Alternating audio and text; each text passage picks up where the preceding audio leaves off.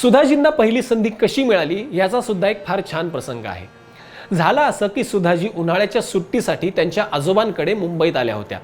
त्यावेळी महान संगीतकार अनिल बिस्वास यांच्याशी त्यांची भेट झाली। अनिल बिस्वास सर सुधाजींचा आवाज ऐकून इतके प्रभावित झाले की त्यांनी त्यांच्या येणाऱ्या आरजू या चित्रपटात सुधाजींना पार्श्वगायनाची संधी दिली।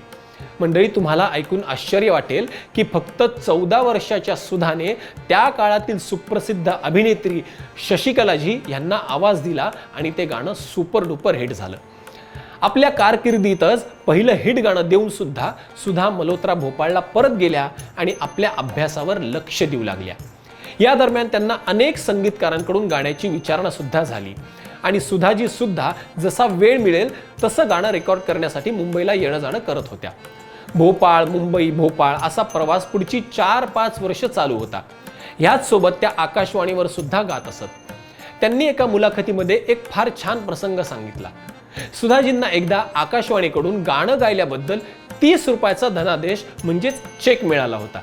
त्यांनी तो चेक वडिलांना दिला आणि हाय हिल्सच्या सँडल पाहिजेत असा हट्ट धरला, कारण इतर लहान मुलांसारखं त्यांचं बाळपण गेलंच नव्हतं।